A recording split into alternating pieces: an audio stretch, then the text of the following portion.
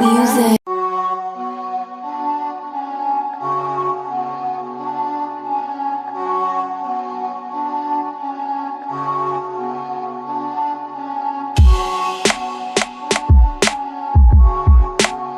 Midnight music.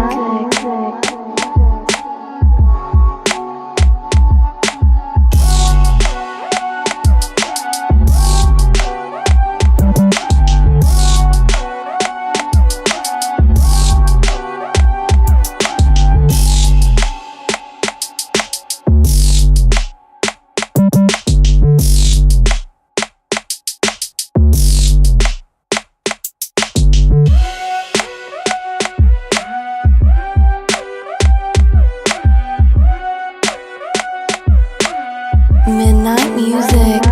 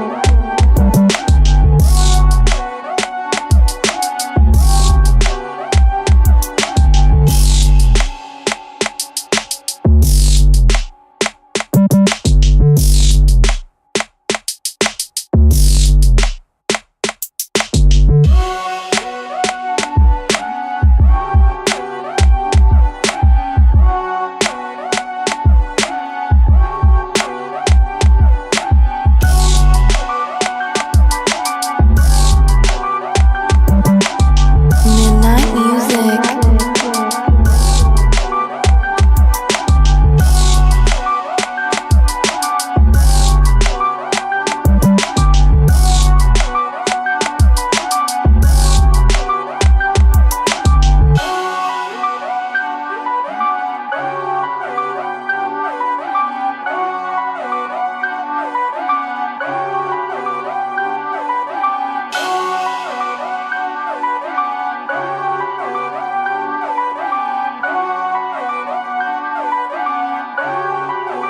Midnight music. Midnight music.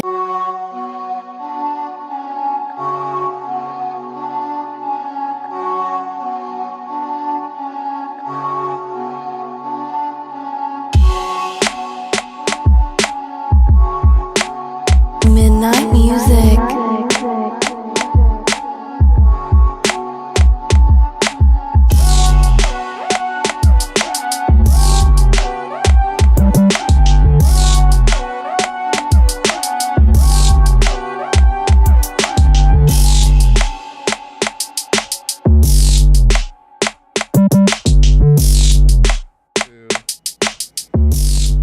Lighten up like a champ, love it, Kay. It's almost empty, so like this other one needs to charge like quickly.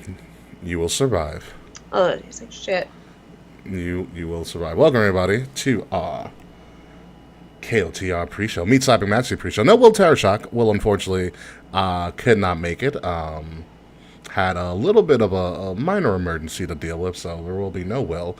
It'll just be me and Kay. Hello, Marks. Hello, Mr. Hello, Mr. Frets. I feel like Frets like sets an alarm on like his cell phone for like when we go live. I love the consistency. It's very nice. Granted, all of the alerts we have on like the Discord and all of that stuff, which you guys have been really active lately, which I don't mind at all. Good thing I learned about Do Not Disturb on my phone when I'm trying to sleep. Too many Discords going on, so like I never respond in ours. There's too much going on. We're talking about a lot in there, anyways. Plus, I'm like I've been like surprised to know when I am behind on wrestling again. So like I'm just like kind of finding things out through Discord. It's so weird not having Twitter. I bet. Don't do Threads either because that is a trap. What do you mean it's a trap? So what has been discovered is your Threads is linked to your Instagram, correct? That's what I understand about it. Yeah, but it is directly linked. So if you get rid of your threads, you say, hey, this sucks, I don't want it, you will delete your Instagram as well. Oh, I didn't know that. Yeah, Oh, it's an all or nothing switch. Yeah, I didn't do threads because I felt like I deleted my Twitter for a reason. Why the fuck would I do the same thing somewhere else? Like, Twitter for me for a while, it was just like too much. It's like really overstimulating. Sensory overload sometimes. Yeah. So, and I will say it's been really nice not having Drag Race spoiled for me every week. Because You gotta mute those words, that's why. I don't do any of that. That's the thing. I'm fucking lazy about like my social media. So I'm like so lazy. Oh, Jaquan, this is your moment to like bash Will for an entire episode because he won't see it. Oh yeah. I get my fill of transport on Twitter. I think you and everyone else does, Daquan. There's always Reddit and every other True. dumpster fire of the internet. But so the season of Drag Race that's on right now, like it doesn't air on cable. It streams on Paramount. So as a result, like I'll start my workday at 9 a.m. and there will be spoilers up already. I'll be like, what the fuck is your problem? That's why granted, I am a ghost right now for the foreseeable future on social media, so nothing gets spoiled for me, not even Secret Invasion, which is a fantastic show. Wait, what are you watching? Marvel has a show called Secret Invasion. Oh, that's fun. I don't know what that is. It's. I know you're so probably on the backlog of Marvel, so it'll be hard to explain. Yeah, I was gonna say you're backlog, so it's gonna be a little interesting to like kind of. All right, put it this way. You remember Winter Soldier? You remember like the Winter Soldier vibe? Think about that episodically. That's cool. I liked Winter Soldier a lot. With Samuel L. Jackson as the lead. Oh, fuck yeah, that's really cool. It's actually really, really good. A lot of great acting in that show. And it features the Skrulls, which first showed up in Captain Marvel. Ooh, very... The green guys. Gotcha. Yeah, it picks up essentially it picks up from the end of Captain Marvel. Okay. Kind of. I have to start watching Clone Wars like immediately, so I can. If you're gonna watch Ahsoka, yeah. No, exactly. I literally have to binge watch literally everything in the next. So it's got to be Clone Wars, and then you also have to do Rebels. I have to do both. Yes, because Ahsoka's pretty much going to be Rebels season 5. Gotcha. Luckily for you, Rebels and Clone Wars is done by the same director, Dave Filoni. That I knew. I Okay. didn't have it. Also, if you watch Rebels, one of the male leads is actually Freddie Prinze Jr. Oh, word, that's cool. Yeah. Freddie Prinze Jr. plays a Jedi named Kanan Jarrus. Good for him. Yes. Have you ever seen any of Clone Wars or know anything about Ahsoka? So I started Clone Wars a really long time ago, and then I just got distracted, never finished it. Understandable. I watched 3 episodes. Oh, there's a lot of shit. So actually, a lot of the random Mandalorian villains came from Clone Wars. I know, I've heard that. So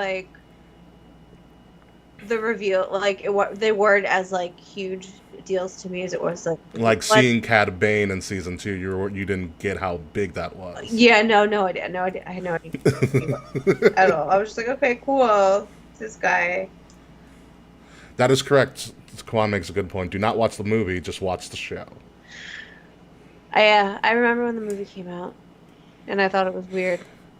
Yeah, just watch the show. The show is fantastic. You learn so much on that show about everything. Mm-hmm. It fills a lot of gaps. Oh. A lot of gaps. And you understand why Ahsoka's such a beloved character, too, because Ahsoka's the shit. Well, I'm glad to, get caught up. I'm it's overdue. I should have watched this one. Yeah, it is. Now I just didn't. It's alright. It's okay. I get it. I have a lot of stuff in my backlog, too. I'll tell you what else am I watching. I watched almost all of Bluey in the last week. Well, I don't even think I know what Bluey is. Bluey is that Australian children's show with the dog. Oh, okay, yeah. Bluey's very popular on TikTok.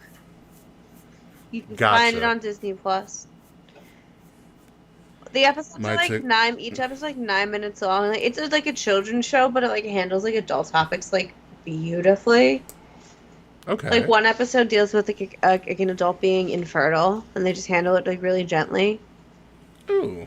Yeah, it's a very good show. So I've been watching that. I might get into The Bachelor again. I heard They're doing the Golden Bachelor, and I need to see yes, it. that was told to me by my friend on Sunday. Yeah, the guy's like 71, I think.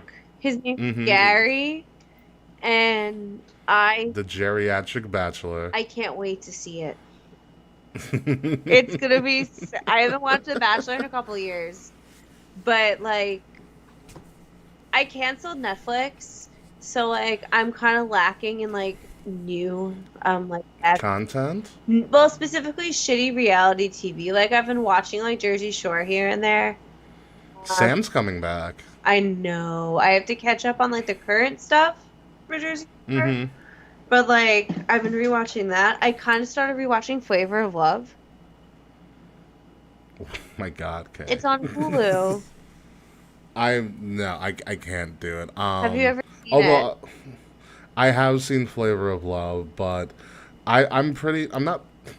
I can't say like, oh, I can't whip you with Flavor of Love because I'm addicted to watching Cheaters. Whenever I can find, whenever Cheaters does like a marathon on like a random Saturday or Sunday. But then again, also my jam on a day-to-day basis is watching Catfish reruns. You do love Catfish. That I love me some Catfish. I haven't seen Catfish in so long. I wish I would have just came up with the ideas because I would have loved to have been on that show because that's totally my jam. Yeah. You know, although Neeb's new co-host Cammy is fucking fantastic. Better than Max though? No one's ever gonna beat Max because Max just told you how it was. I love Max. him and his little camera and his hissy fits half the time. He's like, no, fuck this. You're a piece of shit. We're getting out of here. And he'd like walk off. Yo, did you ever, when we were in like high school and shit, did you ever watch like True Life on MTV? Yes, I did. So my TikTok algorithm lately has brought me to like showing clips from like all these old episodes of like True Life and like other MTV documentaries. Like they did this one called Fat Camp, and I remember it was specifically 2 summers I was in high school, and it just documented these teenagers that went to a weight loss camp, and I watched them so many times, and I like totally forgot they existed until I saw these TikToks and literally unlocked the whole memory. Ooh. My God. It was so good. I remember True Life. I remember Diary. Diary was a good one too. Diary was cool. You think you know, but you have no idea. This is the diary of. We should do Wrestle Addict Radio Diary. I can just be my Tales of an Epic Nature. But yeah, do the diary intro. Like do one episode that's branded like MTV Diary. Kings of the Rings Diary. I love that. Maybe we'll do it for like episode 400. We did Dark Side of the Kings for 300. I think Diary would be fun for 400. What will we do? Like, how do we form a diary show though? Like, what would it just be us doing essentially like monologues? Or we did the show in a different format. That we would have to find a way the 3 of us do the show together, like live or something. That's true. Like if it was like an hour and a half like live broadcast of the 3 of us like live, like fucking around, or what? It's possible.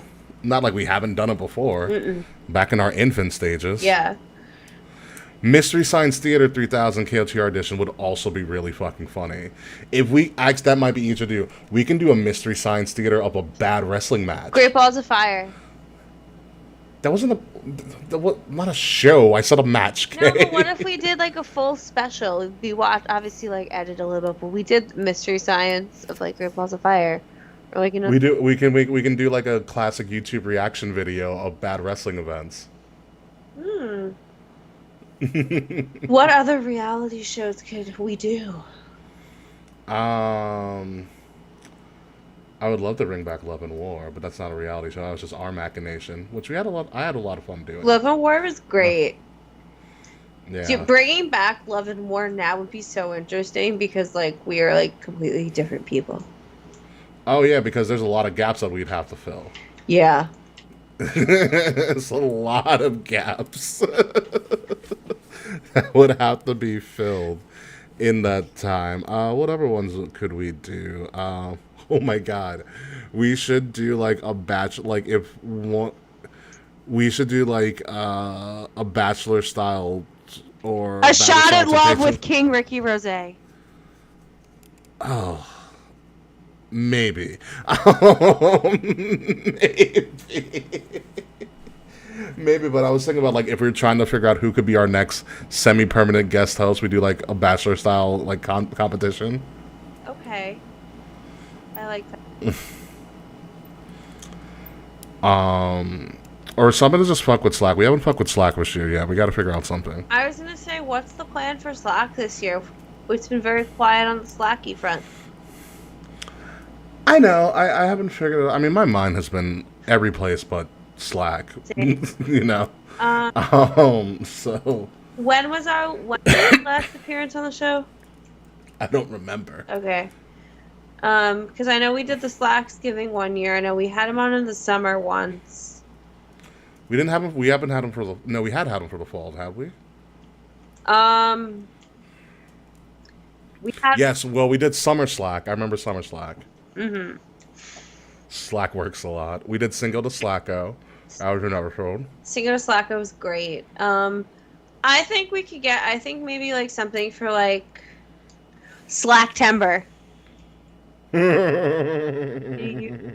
Wait. Oh. I have an idea. No. I need. I have a better idea. Oh god damn it! It's off by a day.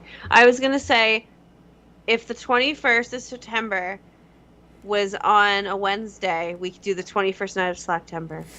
But it's on a Thursday. Do you remember Slack in a Cell, Slack Viber series?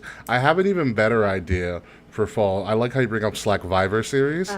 What if we did Team Slack versus Team Fuck You Slack at Slack Viber series? No. How about this? In the Survivor series kind of theme, the classic Survivor series kind of theme, because we'd have to, everybody would have to be on board with this, and this would have to be a very, very intricately done show visually. Team KOTR versus Team Canada. So what? Slack, Frets, the Queen, Danny Nolan. Versus yes. you, me, and Will. Yeah. Oh my god, I love that. Team KOTR versus Team Canada. But versing them in what though? We'll have to figure something out, but it would be around Survivor Series. I think that we would need a seventh person to be a neutral, like a host. That also makes it even more difficult, but it's possible. See what Mance is doing. I was literally going to say Mance would be a great host for that. Mance would be the perfect host. Mance would be the perfect host. I feel like logistically, it would be hard to get all seven of us on a screen. Because getting 7 people on a stream would be difficult. But then even if the 3 of us went live in the same place, it's still hard for like you're in Bayshore, Wilson, Jersey, I'm in Queens. Mm-hmm. Like, and they're all scattered in different parts of Canada. So. Yeah. We can definitely. We have time to figure it out, but I do like the idea. Team KOTR versus Team Canada. Yeah, I feel like logistically it honestly is not going to work, but it's a great idea. I'll do some experiments and I'll talk about it with the Queen. I think that might have to be an in-person thing we table for, like, say, a future Mania or something, like. If we can get them all to come to Mania. Or some sort of event where we are all able to go. Yeah. Yeah. No, I like the idea. Because I feel like we are more likely to go to Canada for an event, if the event was right, than... We're talking wrestling events, right? Yeah. This is a wrestling show, after all. Yes, it is.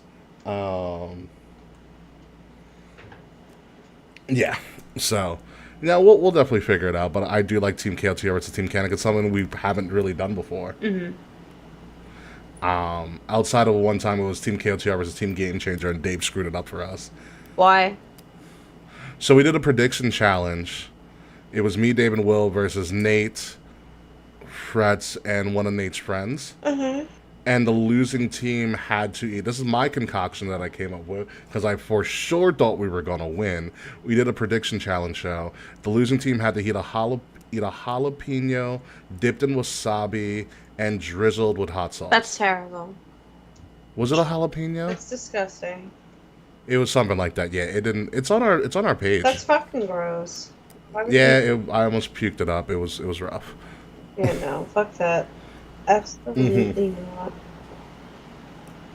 Yeah, or it was Tabasco or something like that. Yeah. No, jalapeno like wasabi. Ghost chili, ghost pepper. Yeah, no. It's just whatever I could come up with at the time. So, anyway, ready to get the show on the road? Yeah, let's do it. With our no audio intro, which I'll put in post, which is going to be a really fun night. Mm-hmm. For me, at least. So yeah, let's get the show on the road. All right, ready to go. It's going to be a pretty long pause. You'll know when to kick in, Kay. Just, listen to my cues. You mean a big pause? Fuck it.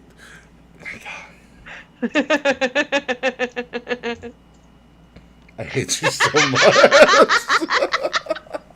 I had to. I hate you so much with the worst joke ever. God damn it. That made my day. Thank you, though. Okay, I needed that laugh. That was good. Joke that just won't die. I've been telling it for 17 years almost. Fucking pause joke. My Lord Almighty. Oh my God! All right. We're gonna kick the show off, starting in 5, 4, 3, 2.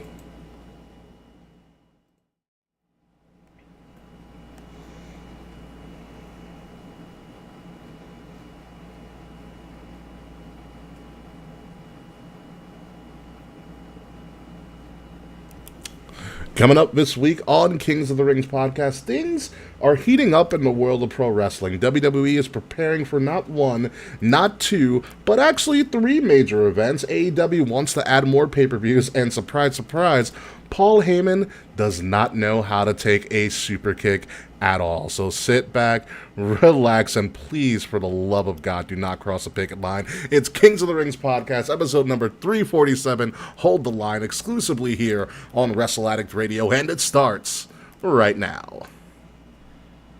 Seriously, everybody's going on strike. UPS is about to go on strike soon, too. It's crazy.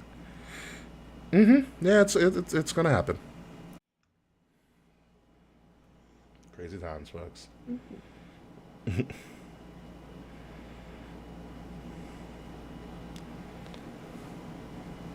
Yes, ladies and gentlemen, welcome to Kings of the Rings podcast, episode number 347. Hold the line. Of course, I am your host, King Ricky Rose, along with Kayfabe, formerly known as the K Murphy. No, Will tonight. Will had an unfortunate emergency, so he will not be joining us. So it is just me and the former B with us this week. How are you guys doing? I'm doing great. If you guys like what you see or what you're listening to, if you're listening to us on your podcast, please like, share, subscribe at KOTR_podcast.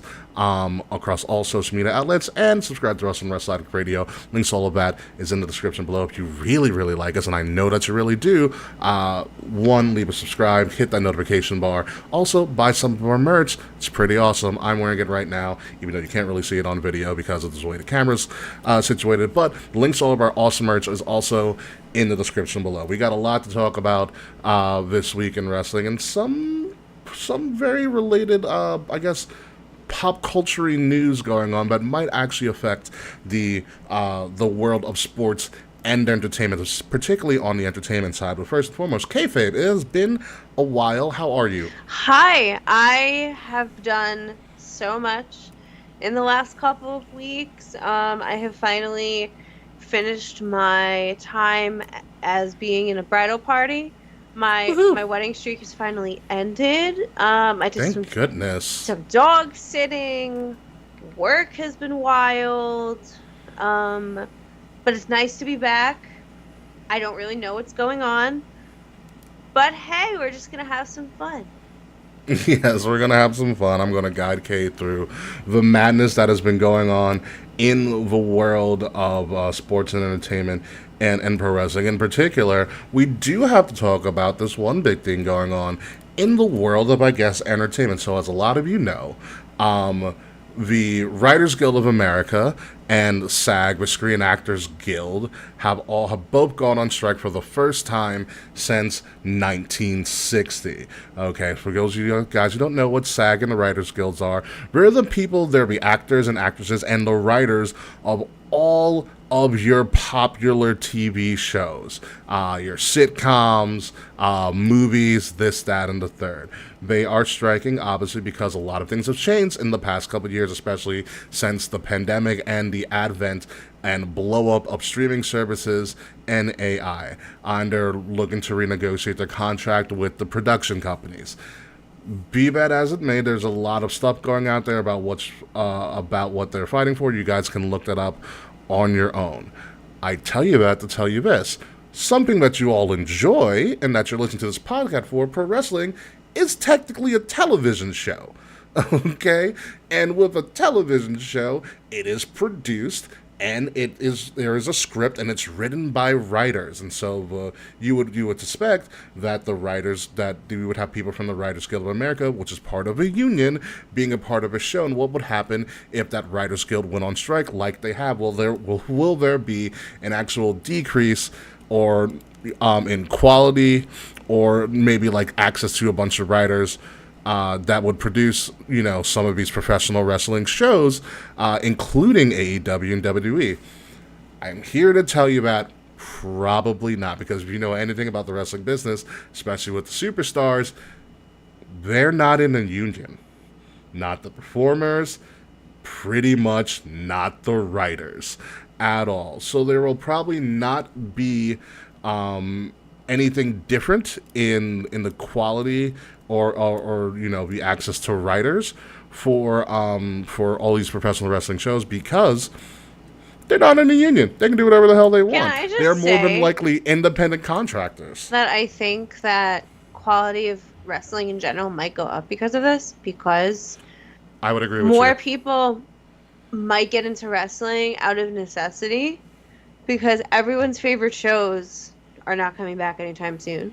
Like, no. Euphoria is on hold until like 2026. Like, they're gonna be 30 by the time that fucking season comes out. Like, everything is tagged.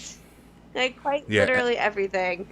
And everything is tagged. Everything's gonna be on hold for a while, and the cockroach that survives the apocalypse will always be professional wrestling. Yeah. Whenever everything else fails, pro wrestling is there and it's innovating. I predict a massive wrestling boom during and even a little bit after the strikes have concluded, which, by the way, they're not going away for a long time. And this is going to affect a lot of things, because with this strike happening, no movies are in production, no television shows are in production. You're going to see an uptick in a lot of crappy reality TV, which for some of us is exciting. But everything's going to be put on hold, so hopefully you guys like reruns, because you're going to be seeing a lot of them. What also you have to kind of put into play here too is that there are professional wrestlers who would actually have SAG credits to them because they've been in popular shows. For instance, Mercedes Bernardo, formerly known as Sasha Banks, is in The Mandalorian as Koska Reeve. That's a SAG credit. The Rock, John Cena, Seth Rollins, as he was, was doing stuff for the new Captain America film. Becky Lynch was on Ballers. Becky Lynch has also been on The Rock show, Young Rock. So there is a lot of other talent in WWE that would technically probably have a SAG credit or worked on a SAG-affiliated show. With that being said, since they're on strike, none of them are going to be on TV besides outside of wrestling. There's going to be no, extra stuff that they're going to do. There's going to be no movie that they're going to have to go and shoot. They're all here all the time, and that's what's going to lead to, I think, this boom in the wrestling business. Be that as it may, like I said, folks, do your research on this stuff. I think what they're fighting for is pretty freaking valid. And hopefully they get the resolution, and hopefully soon, because I bought tickets to Comic-Con this year, and if nobody shows up, right? They cannot appear. They cannot appear and promote any new stuff. More so, they can't really go at all. And like, I will tell you, Kay, some of the meet and greet tickets went on sale last week. It went on sale the day before the strike went official. That's wild. That's yeah, absolutely wild. So like, I was here's my list. Here's me and Sir Charles's list, who's been on the show. We wanted to see Mercedes, clearly, because you could have picked that out of the hat. I want to see Mercedes, Katie Sackhoff, who's Bo-Katan, and then Shamik Moore, who plays Miles Morales in the Spider-Verse movies. That's cool. I'm not sure if I'm going to Comic-Con. I've never been. It has never worked out for me to go. Okay, neither have I. I have a 4-day pass, so if you do show up, just let me know. Yes. And you can hang out. You can hang out with myself and Charles. I would love that. Okay. While we just buy merch out of the wazoo. No, literally. That's the main reason I want to go to Comic-Con, is to shop.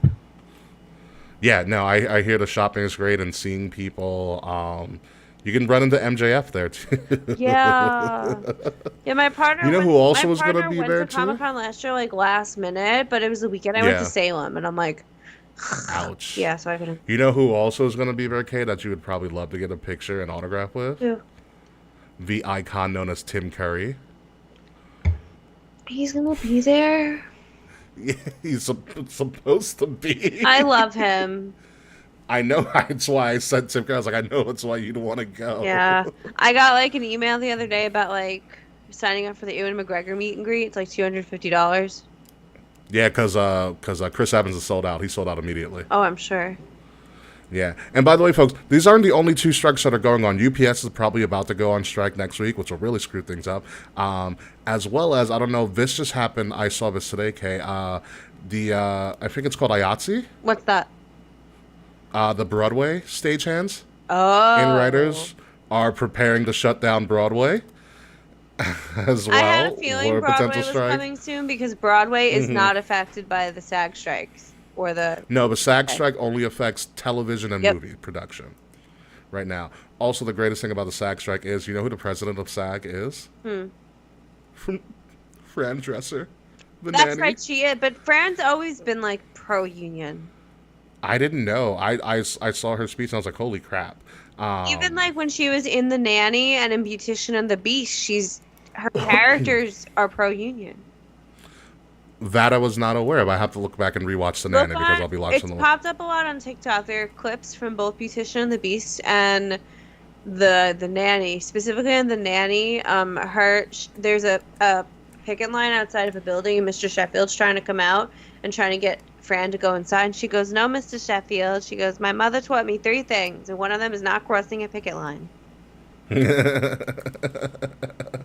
Wow, that's good. Hopefully Will can learn that, because we'll definitely cross the picket line, clearly. Anywho. That's why he's not here, folks. He's still trying to get out. He is scabbing. If you don't know what a scab is, I can send you a TikTok that explains scabbing with pro wrestling action figures. That's a real thing. I'll send it to you after the show. Okay? Oh my God. I know what scabbing is, of course, but I just need to see how the figures are involved.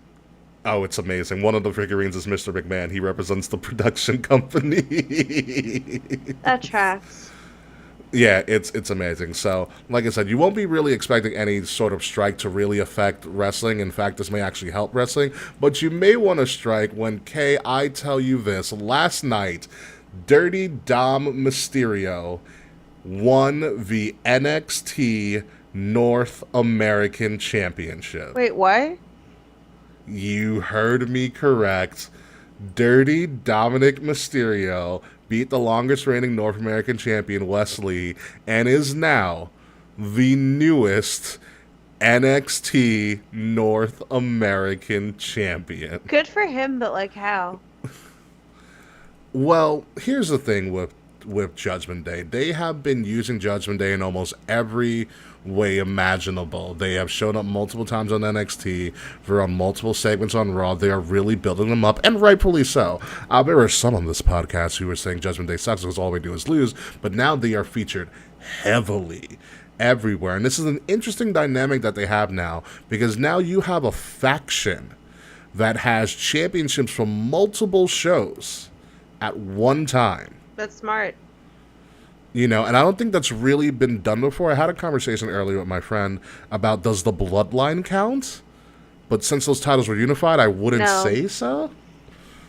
This is a pretty interesting thing that sets them apart from other factions that have been. They literally have titles on shows that are completely separate from each other, including the Money in the Bank now. Damian Priest's Money in the Bank. Rhea Ripley is the WWE Women's World Champion. Dirty Dom Mysterio, who wears cow-printed boots, by the way, is your NXT North American Champion. And Finn's just there for the ride. Finn will get something. Which I think is kind of a narrative. Finn is going to go up against Seth at SummerSlam for WWE World Championship. I don't know how that's going to go, but it is a very interesting dynamic that they're pulling. And this also proves to you, if you ever watch this clip, because they did do shenanigans for Dom to win, but it worked really well. Dominic is such a good heel. They shocked that NXT crowd. Really? There was a lot of surrender cobras in the crowd. I don't know if you know what a surrender cobra is. I don't. All right, so it's the classic hand on head shot. Oh, yeah. That is a surrender cobra. Sure. That's a surrender cobra. They got the crowd. They got me. I was like, you've got to be kidding me, right? But they're doing it, and of all people, because I remember, Kay, from a couple years ago when Dom first showed up on the scene, a lot of us were like, Dom should just be in NXT. What's he doing here? Yeah, I was one of those people. And now Dom's in NXT, and he won a title, and now we're like, no, not like this. Which also proves to me that don't listen to us. I'm not mad about this, though. I kind of like it. It's interesting, because you know what? It does great things. It elevates Judgment Day, but also... It puts eyes on NXT. It puts eyes on NXT, exactly, because you do know Dom is going to show up on Raw with that NXT North American Championship. As someone that has not watched NXT in... When did it go to 2.0? Almost 2 years ago now? It's not. They even got rid of the 2.0. It's just like NXT. You know the split. Yeah. I have not been committed to NXT since that has happened. And while I don't think Dirty Dom is enough to get me watching NXT on Tuesday nights, but it's interesting. I think it's a great idea. It creates talking points, and that's all you need is talking points in this time with NXT, because NXT is developmental at this point in time, and they do a lot of experimenting. Sometimes it's a hit or miss. I think NXT last night was a pretty big hit, but we'll see what happens with that. But let's move forward with some stuff and talk about the upcoming WrestleMania, because even though it is July, folks, WWE has started to plan for WrestleMania Philadelphia. Wait, no. They're not on sale yet, are they? Well, I'm not ready for that. No. It's too early. Let me finish. WWE put on priority package availability, which is essentially their new travel pass. Those became available on Monday night. Or Monday during the day, actually. Priority packages available. And I will explain to you what some of these priority passes are for WrestleMania. Okay, it's done by this group called On Location, who they partnered with in Philadelphia. Here are some of the perks for, let's go to the gold tier of packages. You get lower level seating, you get a signed commemorative poster, a ring mat plaque, priority pass gift pack, Superstore Express Lane, dedicated arena entrance, WWE credential and lanyard, and also here's another thing. A pre-show hospitality with The Undertaker. What? Like food? The Undertaker? Yes. That's wild. You get to wine and dine before WrestleMania with The Undertaker. Like, could you imagine? No, I can't imagine. You know, on one of the top tier packages called the Elite Package, which includes a ticket and a priority pass, which is already sold out. You get front row seating. Okay. An elite welcome event, whatever that is. Exclusive backstage experience. So you have to go backstage Stop. at WrestleMania. Keep talking, I'm filling my drink. Pre-show hospitality with The Undertaker again, as well as you fill up your freaking orange soda from Popeyes, which is absolutely amazing. Okay. You also get private transportation to WrestleMania. Yo, that's wild. There's more, kayfabe. No. You also get in the Elite Package, which is sold out, so none of us can buy it, by the way. You're also getting an ECW Arena excursion with Rob Van Dam. What? Okay. Exclusive commemorative chair with hassle-free shipping. So you get to get one of your legendary WrestleMania chairs, and you get it shipped for you back to wherever the hell you live. Did Dave buy a ticket? He probably did. Dedicated in-seat wait staff. Okay. And it says live podcast media lounges. WWE planning to have podcasts at WrestleMania, and where do we sign up? There's no way. Okay, love us and all. There's no fucking way we would be able to get in that WrestleMania podcast lounge. No fucking way. Listen, where there's a will, there's a way. We can try to make it happen. We do have a will. We do have a will, but I don't know if he's the way. On top of these priority ticket packages, which, like I said, are kind of already going, there are hotel packages, which also include round-trip transportation to and from your hotel as well for several days. And some of these hotel packages also include SmackDown, WrestleMania, and Raw tickets, I believe. Don't quote me on that. Also, with this as well, which I will reveal to you guys right about now, because when you're doing these priority packages, you have to figure out what tickets you're going to get for everybody, which means, folks, what I'm presenting to you right now is the official WrestleMania seating chart for WrestleMania 40 in Philadelphia. That is this is taken from On Location's website. This is the official seating chart that you can look at right now. You see all the different levels. There's standing room only. There's blacked out for the press. This is what it's going to look like when tickets go on sale. Be that as it may, speaking of tickets, there is no general on-sale date for the tickets just yet. Thank God, I'm not ready for that. However, with the priority package passes by On Location going on sale this week, I am predicting it is going to be no later than mid-August when WrestleMania tickets will go on sale, which will include, like, obviously the pre-sale party, and then the general on sale. I'm going to say probably within a month from now, WrestleMania tickets will be on sale. I'm not fucking ready to buy WrestleMania tickets in a month. I'm already fucking planning a trip right now. Do you want to go to Survivor Series in Chicago then? Because those tickets are also on sale at the end of this week. Pre-sale started just right now. Survivor Series in Chicago. Will and I went a couple years ago. It's a fantastic time. Chicago in general. Didn't they just use Survivor Series in Chicago? 4 years ago, which is kind of crazy to think. Already? It was before the pandemic. Yeah. I feel like you just went. We did. We did. But we all went 2 years ago now, when it was in Brooklyn. Yeah, that's very true. We had a lovely Lunch. Lovely brunch. And a good picture from that, too. Mm-hmm. You got to send me that picture. Actually, I don't think I have it. I haven't. Thank you.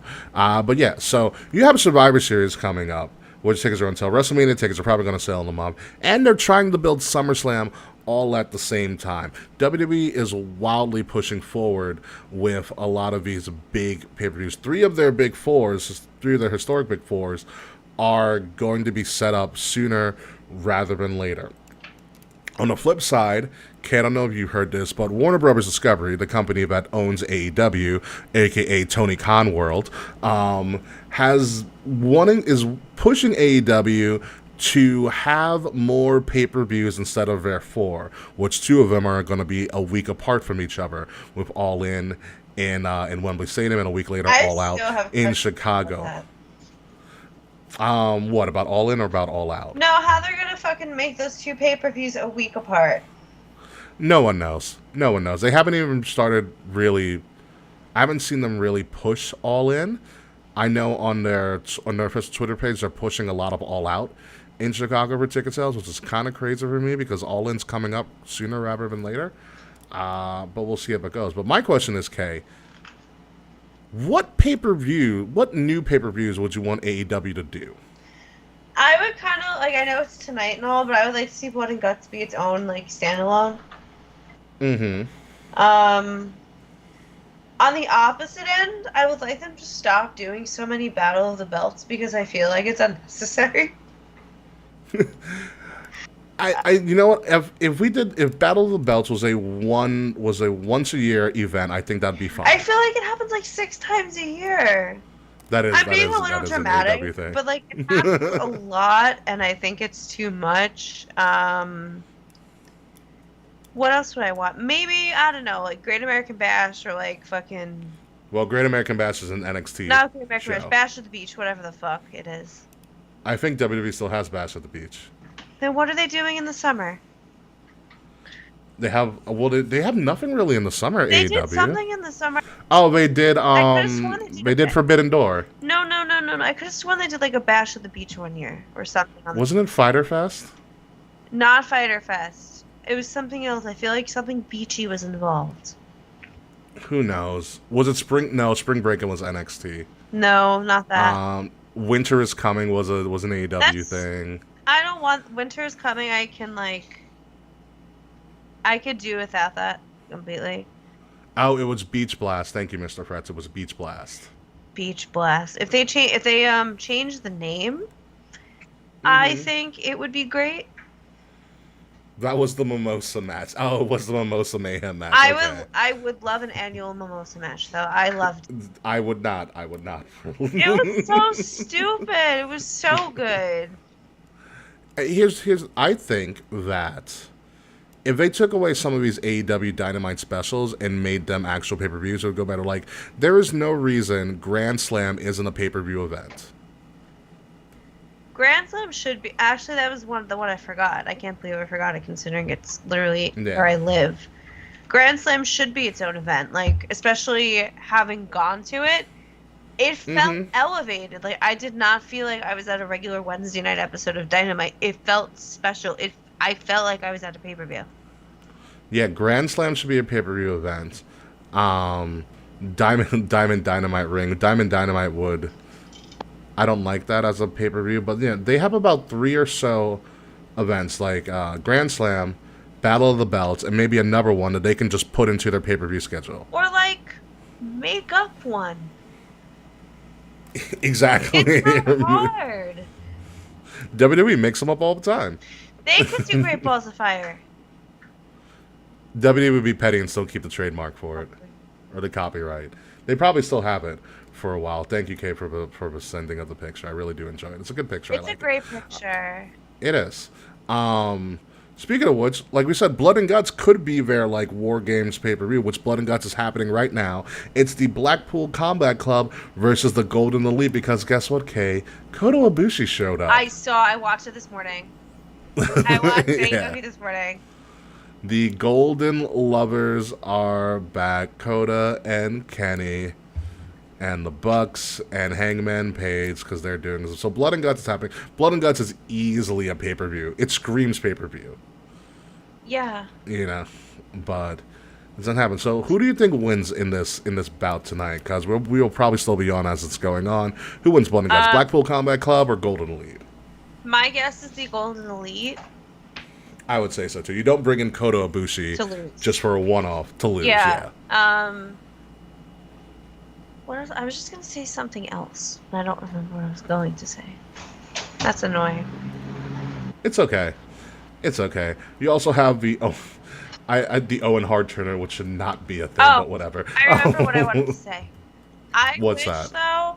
I wish that AEW had some sort of other distribution with the pay-per-views, like example, like putting them on Max instead.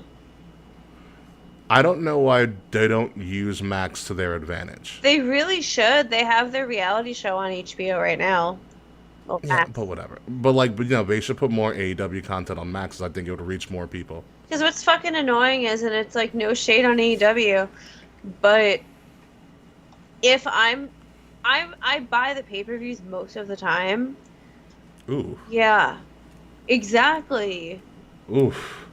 Oof. Okay, find a stream somewhere. Every time I find a stream, it like does not work out for me. Every Gotcha. time, and like it more so became like a priority like since Punk has come back, because then I'm like I really like can't miss something. Yeah. But I don't want to pay $50 every 4 months anymore.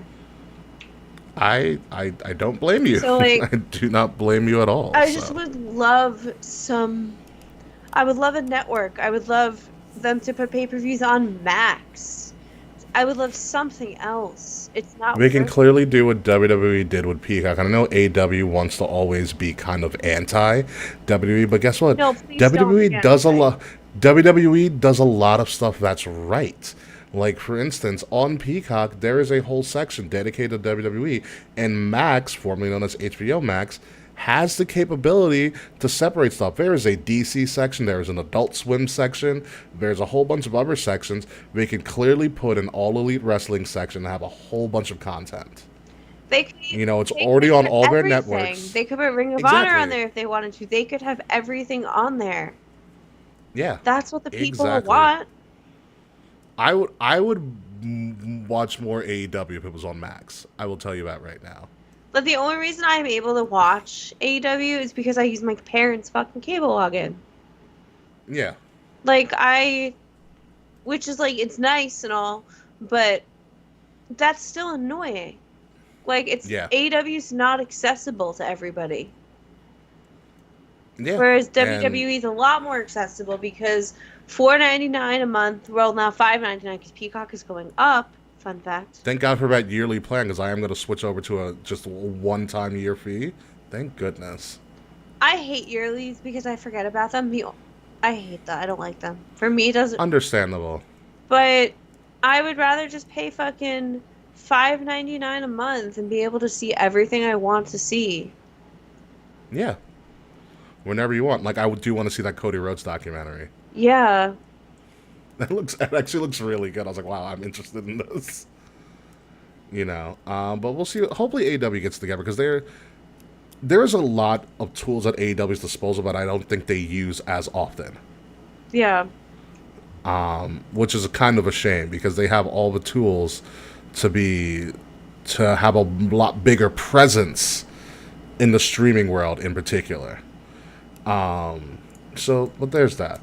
But let's move on. After Blood and Guts, hopefully something goes in well. But let's go on to the closest thing to cinema you'll get outside of Barbie and Oppenheimer, which I will be seeing both movies, into the update of the Bloodline Civil War. Kayfabe, as you probably know, Jey Uso, main event Jey Uso, has challenged Roman Reigns to a match at SummerSlam. I know, I'm so excited. Yes, we are assuming it has not been official. We are assuming it's for the undisputed WWE Universal Championship. We are assuming that has not actually been put on the line. They are going to do Rules of Engagement this Friday night on SmackDown, which is going to be on FS1. By the way, SmackDown will not be on Fox because the Women's World Cup, which includes the actual good Team USA, the women's soccer team, putting their title on the line. Well, not their title on the line, but sorry, they're starting the World Cup opening round against Vietnam. But they're the defending champions because they're fucking badasses, unlike the men's team. So SmackDown is going to be on FS1. And they're going to have the Rules of Engagement, some hodgepodge that Paul Heyman put together before he got super kicked in the face. Which, by the way, Kay, you can probably take a better super kick than Paul can. Probably. It was pretty bad. So okay, I know you haven't been watching in a while, but what are your thoughts of his new I did see this. progression? Okay. I watched- Did you see the week before where Roman shed that one tear in Madison Square Garden Yes. and then screwed over Jay? In general, I was really like over the whole bloodline thing for like a while because it ran a little bit too long for me. But now I'm back in and I'm totally into it. But here's the thing. I'm not rooting for Daddy. Oh, really? You switched sides? Yeah. You really switched sides? Yeah. I switched sides. I'm just like over it. Like it gave me my life when Roman got pinned. Did it really? I haven't been on the show, so I haven't been able to talk about this. It was like, whew, adrenaline. No, it really, like, I wasn't expecting it. And, like, I complain a lot about being able to, like, kind of figure out where wrestling's gonna go. And I didn't expect it. Because, like, Roman's been, like, unpinned, undefeated for so long. Like, Almost too long. 2.5, 3 years? It's like, that's great for him. But it got to a point where there were times where I really felt where it was a wrap, and it wasn't. So I just, like... Oh, WrestleMania 39. Yeah. That was it for me. That killed my motivation for a long time. Me too. I, like, didn't enjoy it. So since Mania with Roman, I've kind of just been like, okay, like, watching it because, like, it's there. And, like, hoping it would, like, get better. But now it's interesting and it's, like, fresh again and it's exciting. Roman losing, for me, is the most interesting thing Roman could have done because we get it. He's hot. He beat everybody. Do something. There's actually a TikTok video of him getting else. ready for a match. Oh. Yeah, they have backstage footage of him getting ready for a match, and he's spraying himself with water so he glistens when he comes out. Ooh. I will send it to you. Appreciate it. He's doing like push-ups, like without a shirt on before he goes out, and like stretching and whatnot. We stand glistening king. Yeah, you will enjoy it.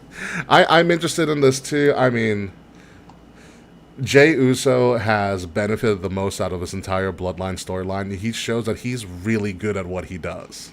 He deserves an award. Like, yeah, an award that he'll be the only one to show up to because everybody else is on strike. No, literally, like if there was like a if wrestling had a legitimate like Oscars, Tonys for like that for the promo work specifically.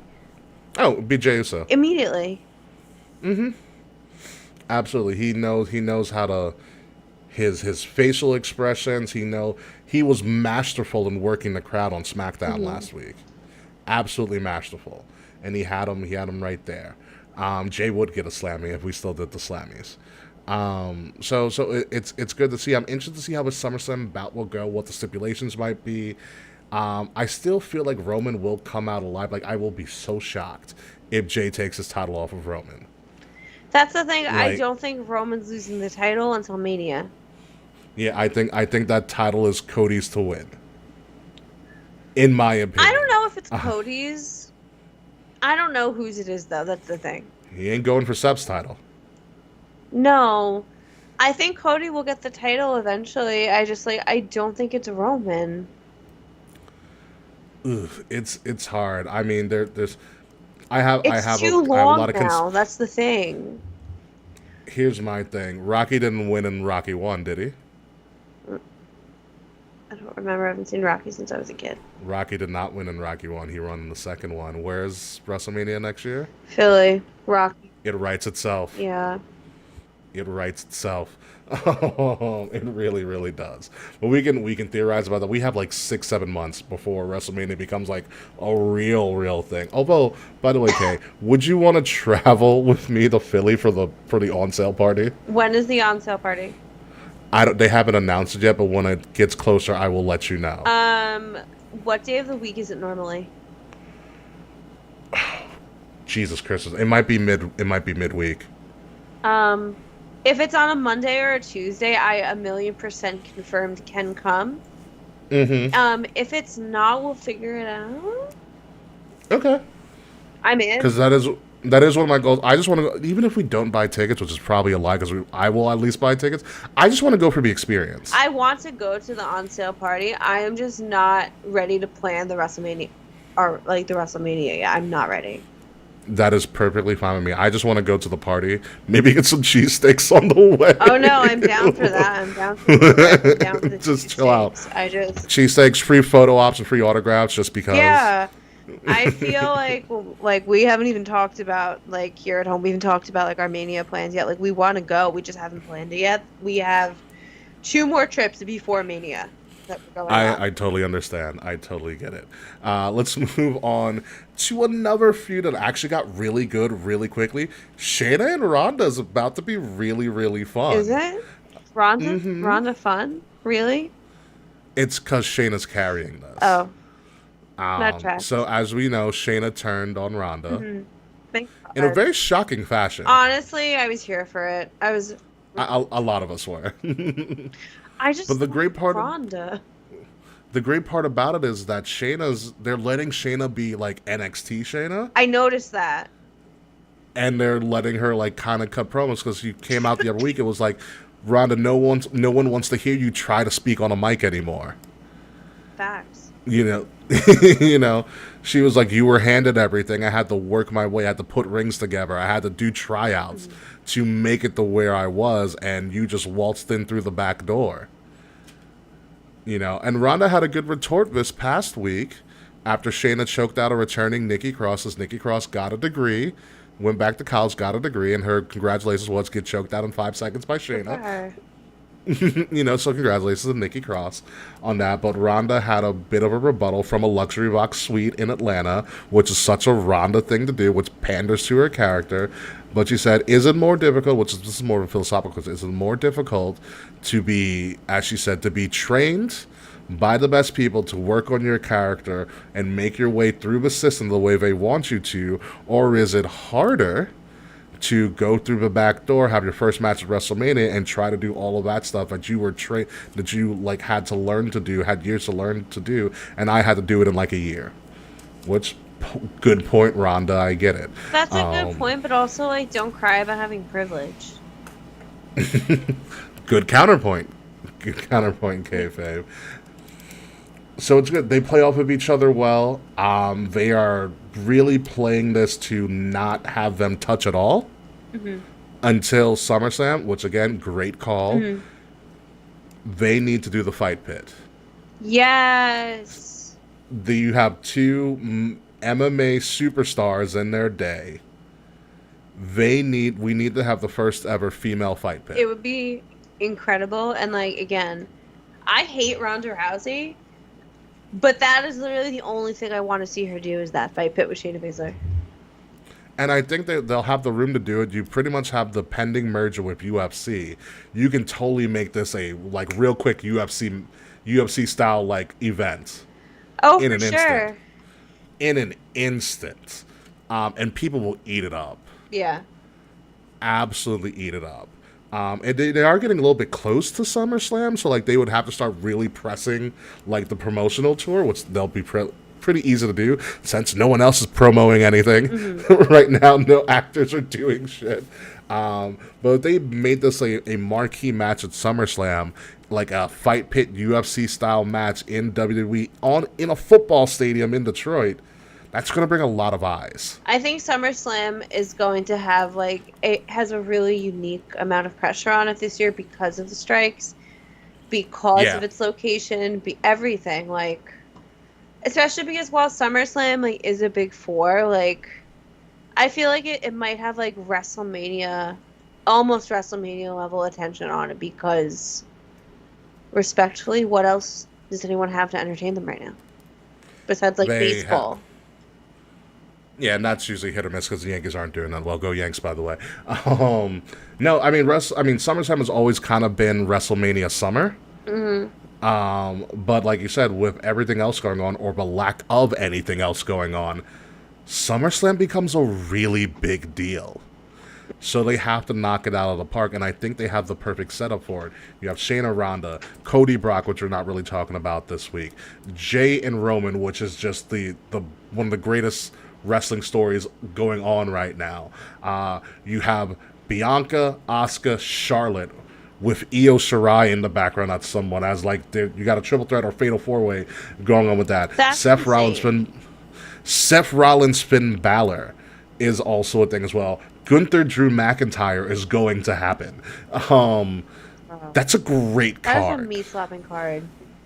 Yeah, that is a great card that you can do a lot with.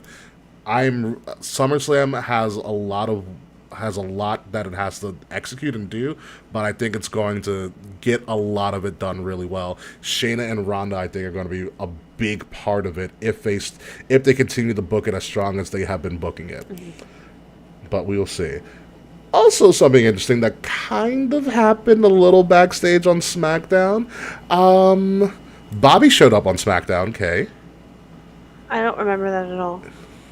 It was probably not on Hulu, but Bobby showed up on SmackDown and met Montez Ford and Angelo Dawkins. Stop it. In the parking lot and said, "Come with me." Oh my god. And they left in a limo together. So your imagination can run wild, but I think Bobby is reforming the Hurt Business in his image. That's what I thought as well. I'm very excited. Yo, a fucking Street Profits Hurt Business, especially if they could somehow link Bianca, would be so good. Also, because Bianca's got a little bit of her character's changing. She's got a little bit of a mean streak now. Yeah. She's getting a little bit more pissed off. Alright, so I think you'll enjoy this, kayfabe, because follow my thought process with it. If you make Bianca the heater, like China was in DX, I think you have all the elements there to be a ridiculously amazing faction. I would agree. Like Bianca as the heater. I don't know who your real mouthpiece is, because Bobby can talk, but he can't really talk. And I don't know if you want Montez being the mouthpiece if Bobby's the leader. You know what I mean? I think they could get away with having Montez as the mouth. If Bobby's Bobby as the calling leader? shots, yeah. Okay. Bobby is the neck turning the head. Okay, I got you. But I do like it. I mean, number one, I want to see Montez and Bianca in a storyline together because they do kind of keep them separate. I want them together so bad. And I think Bianca with more of a mean streak, especially if Bianca loses in a shitty way to either Charlotte or Asuka, because we know how Charlotte does at SummerSlam. She finds a shitty way to win and screw somebody over. I think that could be the catalyst for her really going with this, whatever this new faction is, which I do love. Fretz is coining them the smoke business. Which I don't think it would fly on TV, No. but I love it. The fact that Matt Riddle got a 420 shirt was like enough. That's very true. Yeah. I love it. I love this idea. I want to see where this goes. Honestly, what I really want a storyline, I want Bianca in a hair versus hair match. I've noticed something. I don't know if I've talked about this on the show before. If I have, I'm really sorry. I don't think you have. I have a theory about Bianca's braid. Okay, what's this theory? Have you noticed that, like, it's not always as together as it used to be? Yeah, that started at WrestleMania. Yes. And notice, like, she was obviously coming to the end of her reign. I feel like you think the story's in the hair? I think there's significance with the hair. Because the more together she was with her title and her career and stuff, her braid was very, even like before the match even started, it was very together, very pristine, like. But now, like, she'll come down the runway and like she'll she'll have the braid, but there are bits coming out of the braid. Like, it's not a perfect braid. It's not strong. I think there's a story with the hair. I like where you're going with that. I love the foreshadowing. You know me and my Marvel stuff. So it's the devil's in the details. So I like that as kind of being a thing. I thought you were going with, like, she might lose. I don't know if she'll actually lose the hair. But that's the thing. I could see her losing the hair, and that's the catalyst for her change. A lot of times when women, I don't mean to generalize because I'm sure, like, other people do this as well, but there's just something really cathartic about if you have really, really long hair, chopping off all of your hair after you've been through shit, it feels really good because there's a lot of energy in your hair that, like, you are holding onto your trauma, you are holding onto things into your hair. It's a reset, yeah. So by Bianca losing the braid, I feel that very much could be the true reset point for her. Which is interesting as well, because there is some hair that is being lost in the world of wrestling days. As I don't know if you saw Shotzi's segment. I saw, yeah. So from what I've gathered from it, this was something that Shotzi wanted to do. I heard it's a tribute for her sister. It is a tribute for her sister who has been diagnosed with cancer. I believe. So I think that is the detail behind the Shotzi losing the hair thing. And I hope it goes well. We are big Shotzi fans here on this podcast. Shotzi is amazing. I remember going to an indie event with Kayfabe and Kay first laying eyes on Shotzi. Game over. As Shotzi ran around the ring in her helmet like a mad woman. And now I keep Shotzi's helmet in my office. Nice. I think that was also the same indie event, Shine, where you saw Big Swole for the first time, too. Yes, it was. It's the same day. It's a great day for me.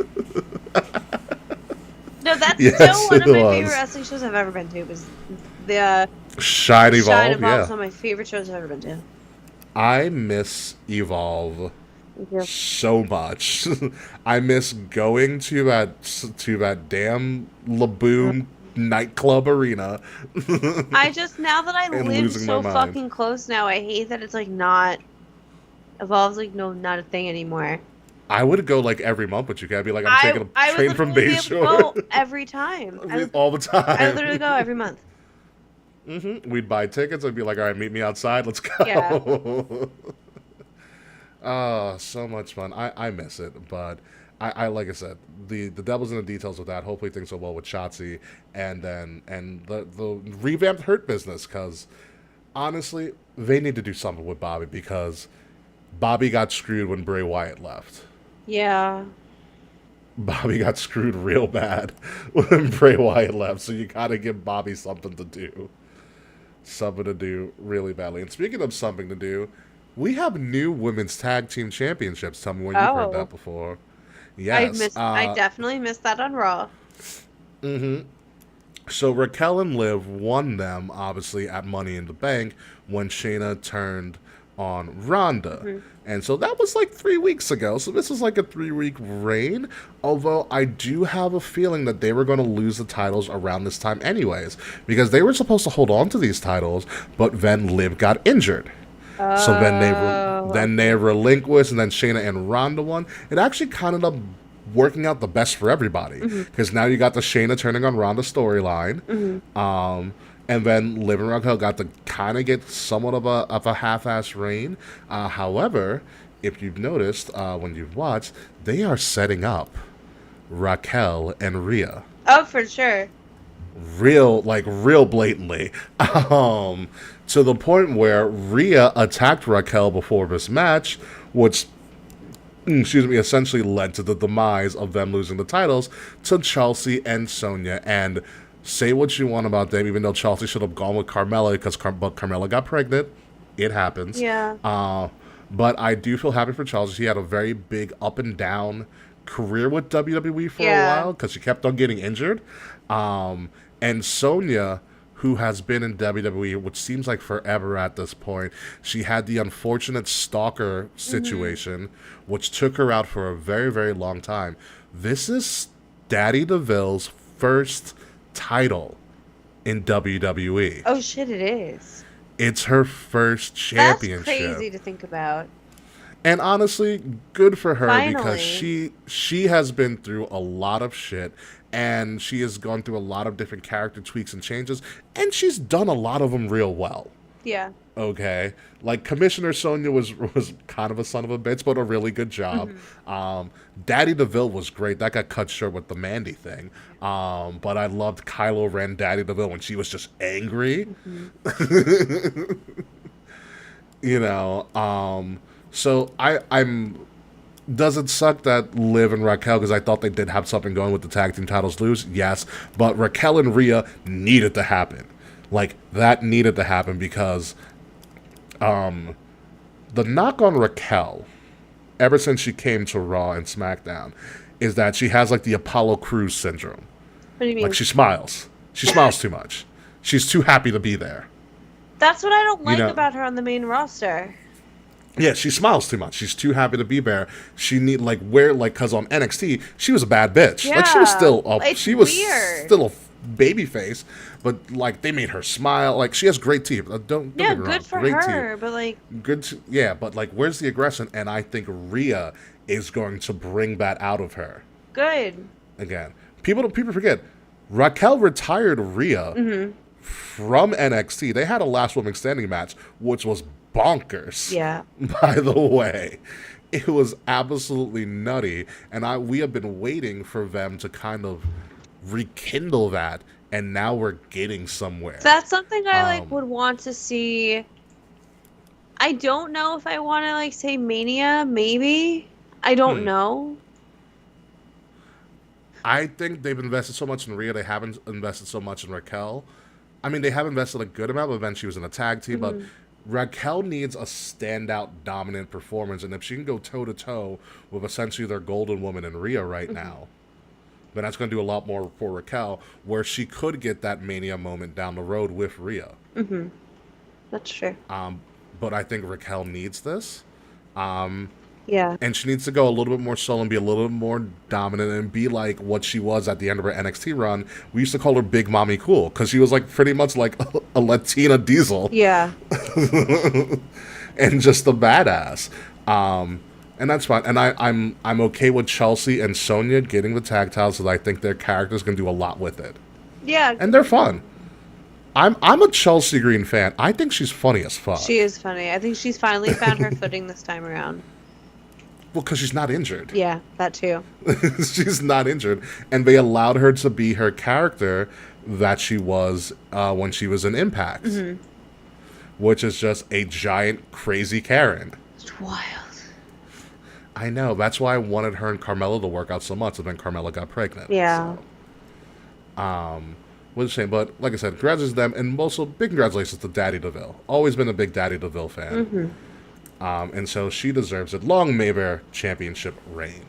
But pretty much that's pretty much our update this week for the world of wrestling. Hold on, there's a lot of interesting stuff going on, but there's also some things where it's a holding pattern. Yeah. For right now. SummerSlam's coming up.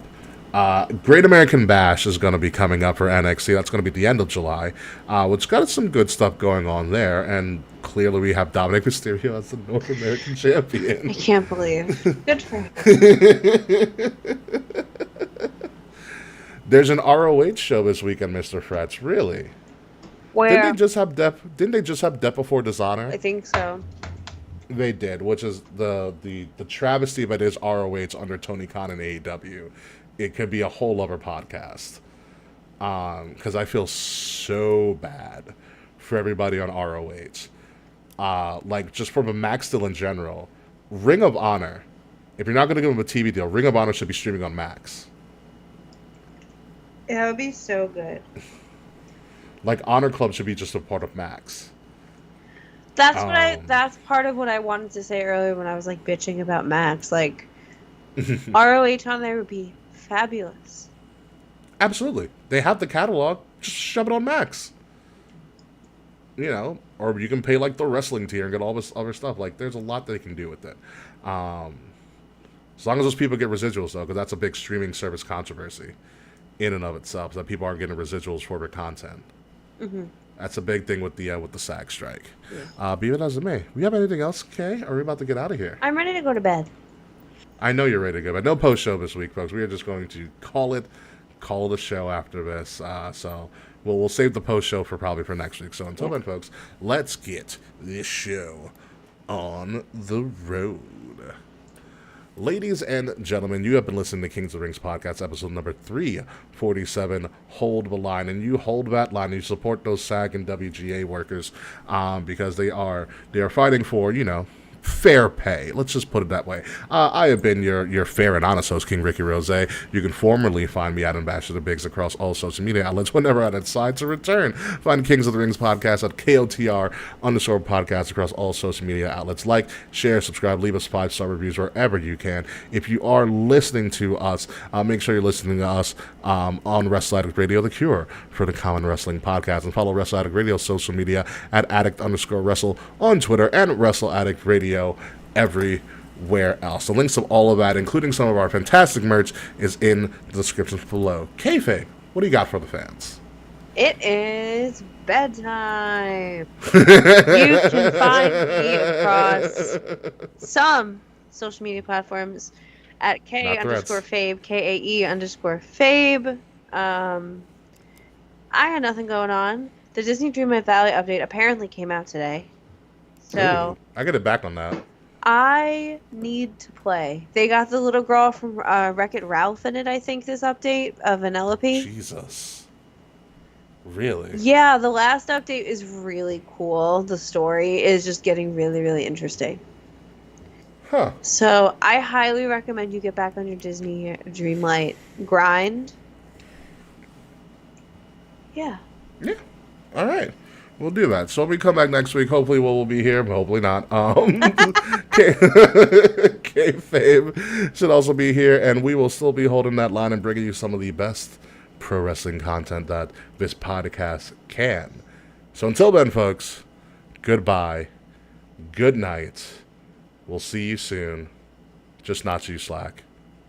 Fuck you, Slack. Scab. See you later, folks.